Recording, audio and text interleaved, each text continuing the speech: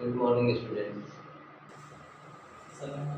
जैसा कि कल आप लोगों ने जो अपवर्तन से संबंधित कुछ न्यूमेरिकल का वीडियो देखा था, तो आज मैं आपको भी जो है एक डेरिवेशन प्रिज्म के आधार प्रिज्म और अपवर्तनांक में संबंध बता दूंगा। इसके बाद फिर एक दो न्यूमेरिकल और फिर आप लोग उसी पर आधारित आगे जो प्रश्न। तो आज जो बात करते हैं कि प्रिज्म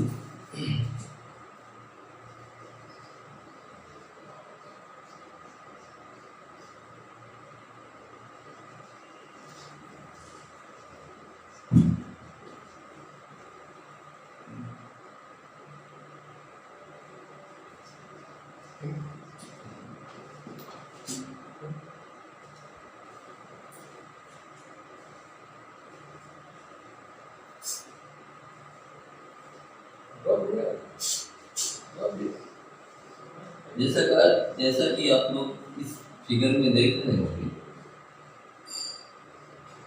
ये जो त्रिभुजाकार आकृति है इसको प्रिज्म बोलते हैं। तो इसमें से बहुत सी चीजों की आज हम एक जानकारी करेंगे। विचलन कोण क्या है, अल्पतम विचलन कोण क्या है, ठीक है। इसी से वर्ण विक्षेपण क्षमता की भी परिभाषा आ जाएगी, कोणीय वर्ण विक्षेपण हो जाएगा। ये सारी चीजें देखेंगे। तो एक बात समझ लो कि इसमें जो प्रिज्म है, ठीक, इसमें ये तीन जो निकले हैं अलग, तो यदि मतलब एक पृष्ठ से यदि कोई भी प्रकाश की किरण आपतित होती है, तो आपने पूर्व क्लास में पढ़ा होगा, यदि एक जो प्रकाश की किरण जाकर के प्रिज्म से टकराती है तो वो अपने विभिन्न अवयवी रंगों में विभक्त हो जाती है। इस घटना को वर्ण विक्षेपण कहा जाता है। इस घटना को वर्ण विक्षेपण कहते हैं। और वर्ण विक्षेपण में आपको मालूम है कि ये प्रकाश की किरण के 7 रंगों में बंटती है, जिनमें से इंग्लिश का एक वर्ड इस्तेमाल होता है, इसे विबग्योर कहा जाता है। विबग्योर में वायलेट किरण नीचे और रेड किरण ऊपर, तो मतलब वो एक प्रकार का ये स्पेक्ट्रम बनता है, उसमें से 7 किरणें होती हैं। नीचे की ओर बैंगनी और लाल किरण होती है, बीच में मध्यवर्ती। वर्ण विक्षेपण का उल्लेख मैंने इसलिए किया क्योंकि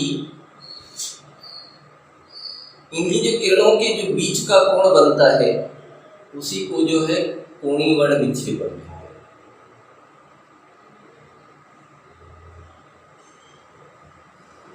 तो इस प्रकार से इसमें से ये कहते हैं कि सपोज करो कि ये जो है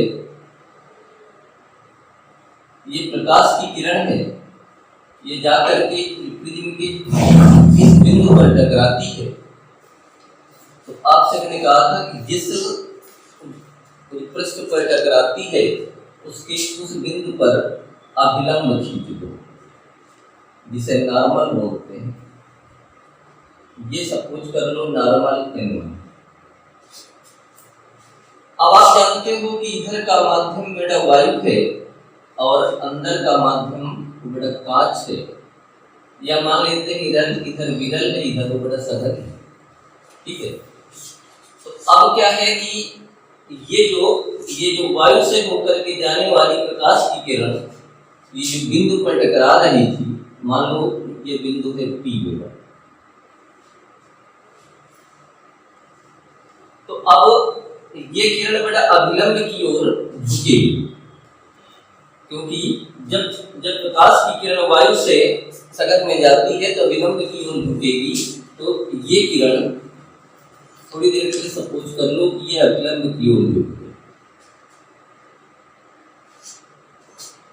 तो आप आपतित किरण और अभिलंब के बीच में बनने वाला कोण आई होता है, तो यहाँ पर इसको आई बन समझेंगे। ये आपतन कोण। ये जो किरण बेटा अपवर्तित हो रही है और अभिलंब की ओर झुक रही है, इनके बीच में बनने वाला कोण R1 ले लेते हैं। अब जाकर के ये अपवर्तित किरण सपोज कर लो ये बिंदु बेटा Q पर टकराती है जो पृष्ठ के, तो इस जगह पर भी आपको अभिलंब ड्रा कर दो। अभिलंब में हमने ले लिया, मान करके चलो ये बिंदु ये, तो ये किरण जो बिंदु Q पर टकरा रही थी, अब सघन से फिर से विरल माध्यम में जाएगी तो अभिलंब से दूर हट जाएगी, तो ये किरण हमारी हो गई ये परावर्तित किरण। या मान करके इसे चलो ये निर्गत किरण। ये निर्गत किरण जो अभिलंब की ओर झुकी थी वो अपवर्तित किरण जो आकर के टकराई थी वो आपकी। तो इधर भी इधर का कोण मान लेते हैं I2, क्योंकि ये हमारा नॉर्मल N2 है, और इधर का कोण हो गया बड़ा R।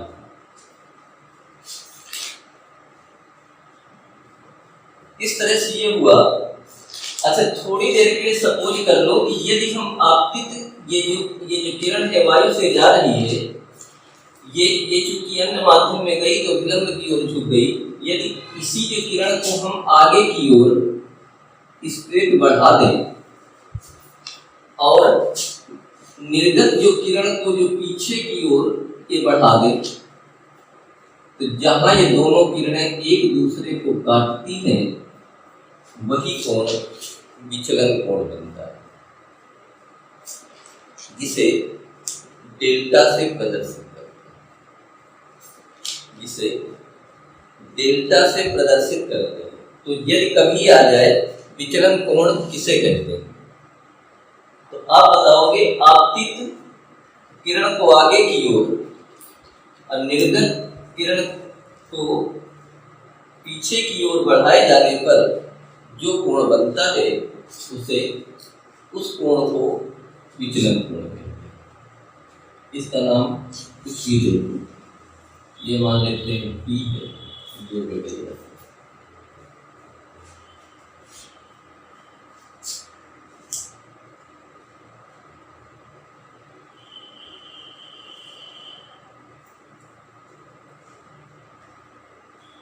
इसका नाम R है। तो इस प्रकार से तो एक तो सबसे पहला पॉइंट आया क्या, विचलन कोण। आपतित किरण को आगे की ओर और निर्गत किरण को पीछे की ओर बढ़ाए जाने पर जो कोण बनता है उसे विचलन कोण। थोड़ी देर के लिए आपको एक बात और बता दूं कि यदि हम आपतन कोण को बढ़ाते जाएंगे तो विचलन कोण का मान कम होता जाएगा, और एक अवस्था आने पर I का मान बढ़ाने से एक अवस्था ऐसी आएगी जब ये स्थिर हो जाएगा, कांस्टेंट होगा, और ये पुनः बढ़ना जो स्टार्ट कर देगा। तो विचलन कोण के न्यूनतम मान को अल्पतम विचलन कोण कहते हैं। विचलन कोण के न्यूनतम मान को अल्पतम विचलन कोण कहते हैं, और उस अवस्था में याद रखिएगा I1 बराबर I2। आपतन जो कोण होगा वो जो निर्गत कोण के बराबर हो जाएगा, और R1 और R2 भी बराबर हो जाएगी। ठीक। अब इसके बाद जो बात करते हैं कि ये तो विचलन बेटा कोण था। इसके पहले मैंने कहा था कि वर्ण विक्षेपण में 7 रंग होते हैं, जिसमें दाहिनी नीचे की ओर लाल ऊपर की ओर। यदि उनके विचलन कोणों के जो अंतर को ले ले तो उन्हीं को हम कोणीय वर्ण विक्षेपण कहते हैं और इसे थीटा से प्रदर्शित करते हैं। उसे थीटा से प्रदर्शित करते हैं तो ये चीज एक हो गई।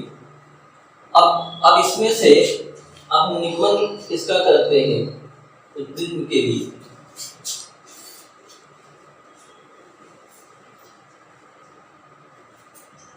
ये प्रश्न है n बराबर sine a plus del m upon 2 upon sine a by 2 का प्रिज्म के लिए, जहां पर a जो प्रिज्म कोण है, डेल m अल्पतम विचलन कोण है और n बड़ा प्रिज्म के पदार्थ का अपवर्तन है। तो अब आप इसमें से गौर करिएगा कि सबसे पहले हम लेते हैं कि त्रिभुज TPQ में, त्रिभुज TPQ में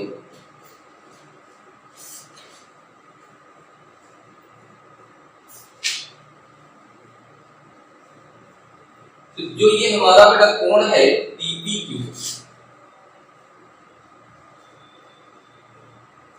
आपको मालूम है कि क्योंकि नॉर्मल है अभिलंब है तो ये पूरा कोण 90 का बनता है। यदि हम ले कि ये कोण 90 का बनेगा अभिलंब में, जिसमें से नीचे का कोण R1 निकलेगा। तो आपको मालूम है कि I1 मतलब कोण NP और इसका भी नाम तो दे देते हैं, मान लो यस सर। तो ये कोण I1 है तो ये भी कोण I1 होगा क्योंकि शीर्षाभिमुख कोण होगा। यदि ये इतना R1 है तो इस कोण को हम लिख सकते हैं I1 माइनस R1। तो ये हमारा कोण बन जाएगा कोण TPQ इक्वल टू कोण TPM माइनस कोण QPM, कोण QPM। तो कोण TPM जो है वो एकांतर कोण के कारण, शीर्षाभिमुख के कारण, तो ये बन जाएगा हमारा I1 माइनस R1। इसी प्रकार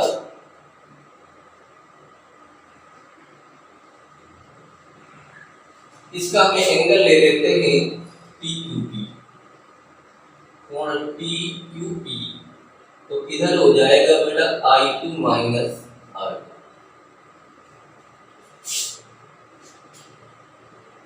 तो इस प्रकार से आप जो गौर करिएगा कि ये जो त्रिभुज में TPQ में जो कोण T है बहिष्ठ कोण, तो कोण RTQ इक्वल टू कोण TPQ प्लस कोण TQ। आपको मालूम है किसी भी त्रिभुज का बहिष्ठ कोण सम्मुख अंतर कोणों के योग के बराबर होगा। तो ये जो बहिष्ठ कोण था तो इधर हो जाएगा आपका बेटा I1 minus R1 plus I2 minus R2। I1 plus I2 को एक साथ लिख दो, माइनस R1 प्लस R2 को एक साथ। ये कोण हो गया डेल्टा Q। इसे मान लो बेटा समीकरण। अब हम जो बात करते हैं कि आप लोग ये देख रहे होंगे कि चतुर्भुज APMQ, चतुर्भुज AMPQ में APMQ में आपको मालूम है कि कोण एपीएम प्लस कोण एक्यूएम बराबर 180, क्योंकि ये दोनों 90-90 डिग्री के कोण, ये भी कोण और ये भी कोण आपका 90। तो अब मतलब ये बना कि कोण पी ए क्यू प्लस कोण पी एम क्यू बराबर 180। आपको मालूम है कि चतुर्भुज के चारों कोणों का योग 360 होता है, जिसमें से जब P और Q निकल जाएंगे 180 के, तो शेष A और M का जो योग होगा ये भी 180 है। यह मतलब इसी को हम लिख सकते हैं कि कोण बटा A प्लस कोण PMQ इक्वल टू 180। इसे मान लेते हैं हम जो समीकरण। आप जो बात करते हैं त्रिभुज PMQ में, क्योंकि इसमें PMQ आ रहा है, तो हम ले लेते हैं त्रिभुज बटा PMQ में। आपको मालूम है कि त्रिभुज के तीनों कोणों का योग 180 होता है। त्रिभुज के तीनों कोणों का योग 180 होता है। तो इसमें से आ जाएगा कि R1 प्लस R2 प्लस कोण PMQ इक्वल टू 180। ये मान लो समीकरण। आप जैसा देख रहे हो कि समीकरण 2 और समीकरण 3 दोनों में RHS आपस में बराबर है। दोनों के RHS आपस में इक्वल होने के कारण LHS भी इनके इक्वल हो जाएंगे। तो कोण बटा A प्लस कोण PMQ equal to R1 plus R2 plus कोण PMQ। PMQ कैंसिल, तो इसे लिख सकते हैं कि कोण A बराबर R1 plus R2, R1 plus R2 इसे मान लेते हैं समीकरण बटा 4 मान। अब यहाँ पर एक बात ये देखते हैं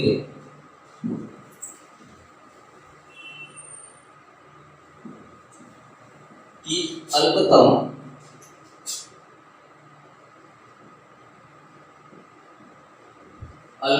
विचलन की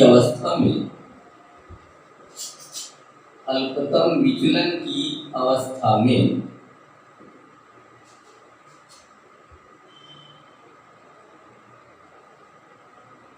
डेल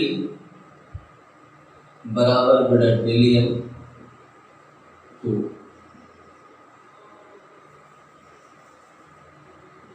I1 बराबर I2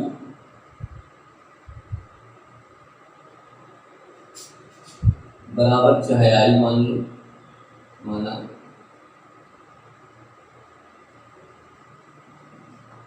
और R1 बराबर बटा R2 बराबर R मान लो। इसलिए डेल बराबर डेल एम।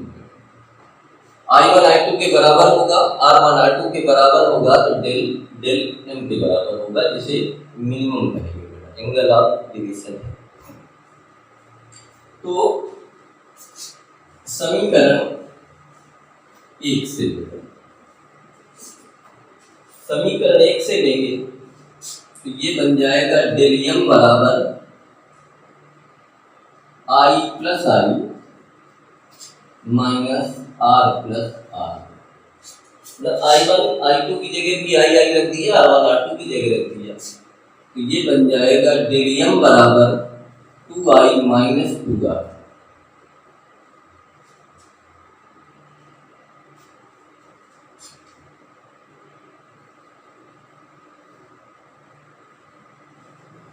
जबकि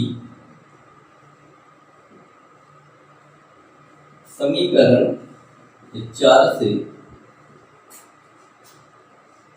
R1 प्लस R बराबर कोण ए, तो 2R बराबर कोण ए, तो R बराबर हो जाएगा A बाई, इसलिए डेल m बराबर हो गया 2i माइनस 2R का मान जो A के बराबर है।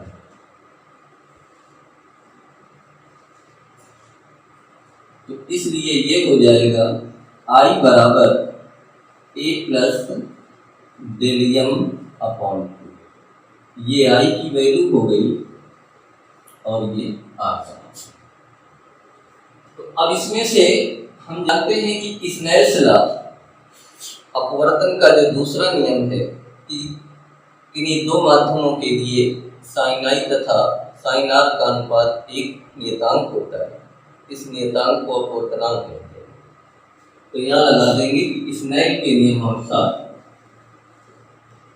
स्नेल के नियम से ये हो जाएगा साइन I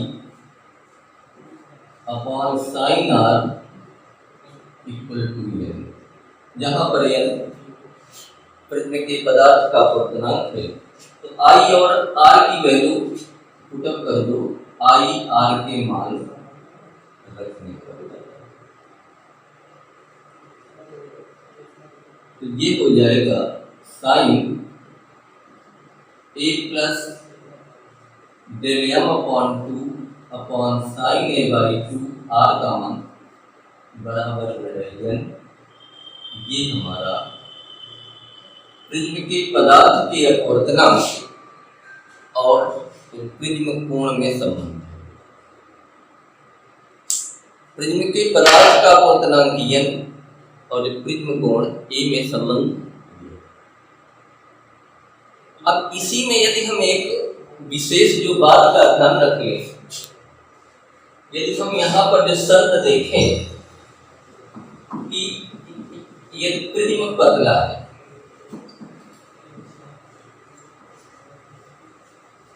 मतलब एक जो कंडीशन ये लगा सकते हैं कि प्रिज्म के पतले होने पर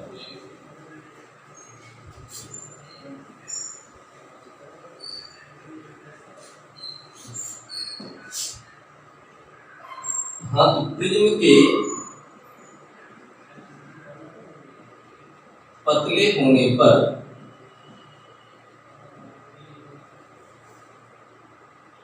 जो आपका ये दिया है कि sine A plus del m upon 2, तो ये हो जाएगा A plus del m upon 2 sine A by 2 बराबर A बाई। आपको जब इस लेसन, इससे पहले लेसन में गोलीय पृष्ठ की अपवर्तन का पहला निगमन करवाया था मैंने, तो मैंने आप लोगों से कहा था कि कोण के न्यूनतम होने पर साइन और टेन हटाए भी जा सकते हैं और लगाए भी जा सकते हैं। इसके पीछे रीजन वही है कि यदि कोण घटता है तो कोण का मान भी घटता है, कोण बढ़ता है तो कोण का मान। जैसे कि साइन 0 का मान 0, साइन 30 का मान 1/2, ये इंक्रीजिंग आर्डर है। तो इनमें साइन को हटाया भी जा सकता है और लगाया भी जा सकता है। तो अब हम ये चीज जानते हैं कि n बराबर, तो ये था हमारा कि n बराबर था कि sine A plus del m upon 2 upon sine A by 2, तो इन्हीं के बड़ा मान रख देंगे, साइन साइन हट जाएगा, तो A plus del m upon 2 upon A by 2, तो 2 से 2 कैंसिल, तो ये हो गया A plus del m equal to n A, तो A का साइड चेंज हो जाएगा, तो डेल m equal to n A minus A, A बेटा कॉमन ले लो तो n माइनस 1, ये हो गया डेल, या विलियम